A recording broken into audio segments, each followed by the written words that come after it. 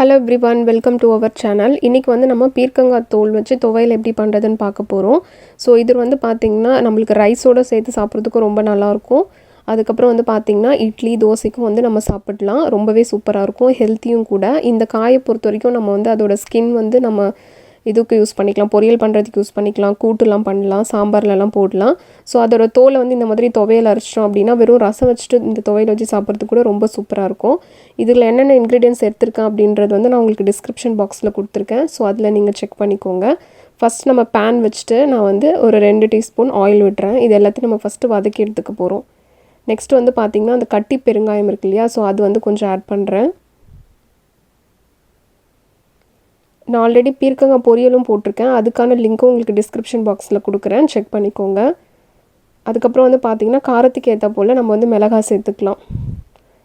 நான் காஷ்மீரி மிளகாயும் சேர்த்திருக்கேன் because அது வந்து ஒரு நல்ல கலர் கொடுக்கும் அப்படின்றதுனால. நெக்ஸ்ட் வந்து பாத்தீங்கன்னா நம்ம உளுந்து சேர்த்துடுறோம். 2 ஸ்பூன் சேர்த்துக்கோங்க.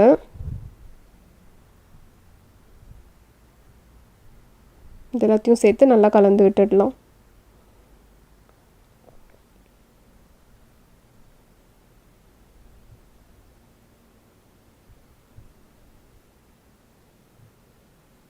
இப்போ இது எல்லாத்தையும் வறுத்தாச்சு இல்லையா? சோ அதை நம்ம தனியாக எடுத்து வச்சிடலாம். நெக்ஸ்ட் வந்து நம்ம அதோட ஸ்கின் வந்து தனியாக மறுபடியும் வதக்க போகிறோம். ஸோ இது எல்லாத்தையும் நான் வந்து ஒரு பிளேட்டில் மாற்றிட்டேன். அது ஆறட்டும்.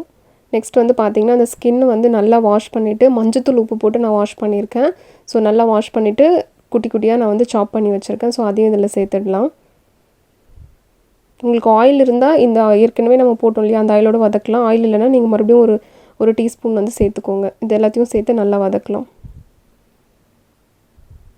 இதே மாதிரி நம்ம வந்து சவ் இருக்கு இல்லையா? ஸோ அதோட ஸ்கின்ல கூட நம்ம வந்து இந்த மாதிரி துவையல் அரைக்கலாம். நெக்ஸ்ட் வந்து பார்த்தீங்கன்னா துருவி வச்சிருக்கிற தேங்காய் இதில் சேர்த்துடுறேன். அதுக்கப்புறம் வந்து பார்த்தீங்கன்னா கறிவேப்பிலை. இது எல்லாத்தையும் சேர்த்து நல்லா கலந்து விட்டுருங்க.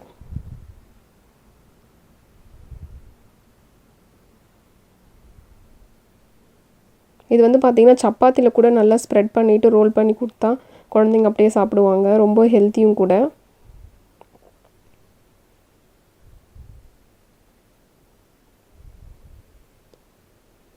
நெக்ஸ்ட் வந்து நான் புளி வந்து எடுத்து ஊற வச்சுருந்தேன். ஸோ நீங்கள் இது வந்து லைட்டாக கொஞ்சம் புளிப்பு ஜாஸ்தியாக வேணும் அப்படின்ற மாதிரி நான் போடுறேன்.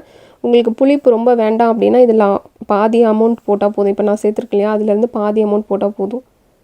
சும்மா ஒரு பிஞ்ச் அது மாதிரி தான் உங்களுக்கு ஒரு டேஸ்ட்டுக்காக என்ஹான்ஸ் பண்ணி கொடுக்கறதுக்காக நான் சேர்க்குறேன். இப்போ இது எல்லாத்தையும் சேர்த்து நல்லா அரைச்சி எடுத்துகிட்டு வந்தாச்சு. ஆறுனதுக்கப்புறம் அரைங்க மிக்சியில் போட்டு. இப்போ நம்ம வந்து தாளிப்பு ரெடி பண்ணிடலாம். மறுபடியும் நான் பேன் வச்சுட்டேன். அதில் மறுபடியும் ஒரு 2 டீஸ்பூன் ஆயில் விட்டுருங்க. நான் எப்போவுமே நல்லெண்ணெய் தான் யூஸ் பண்ணுவேன் மோஸ்ட் ஆஃப் த டிஷ்ஷுக்கு. நெக்ஸ்ட்டு எண்ணெய் நல்லா காஞ்சதுக்கப்புறமா கடுகு சேர்த்துக்கோங்க. அதுக்கப்புறம் உளுத்தம்பருப்பு சேர்த்துட்டேன். பெருங்காயத்தூள் கொஞ்சம். அதை நான் வந்து ஒரு பவுலில் மாற்றிட்டேன் நம்ம அரைச்சி வச்சுருக்கிற துவையலை. இப்போ இது பொரிஞ்சதுக்கப்புறமா இதை எடுத்து அதில் ட்ரான்ஸ்ஃபர் பண்ணிடலாம். அவ்வளோதான், சூப்பரான பீர்க்கங்காய் தோல் துவையல் வந்து ரெடி ஆகிடுச்சு. நீங்களும் இதை ட்ரை பண்ணி பாருங்கள். ட்ரை பண்ணி பார்த்துட்டு உங்களோட ஃபீட்பேக்கை கமெண்ட்ஸில் சொல்லுங்கள். மறக்காமல் உங்களோட ஃப்ரெண்ட்ஸ்க்கும் ஃபேமிலிக்கும் ஷேர் பண்ணுங்கள். இன்னொரு ரெசிபியில் உங்களை சந்திக்கிறேன். டில் தென் டேக் கேர். பாய்.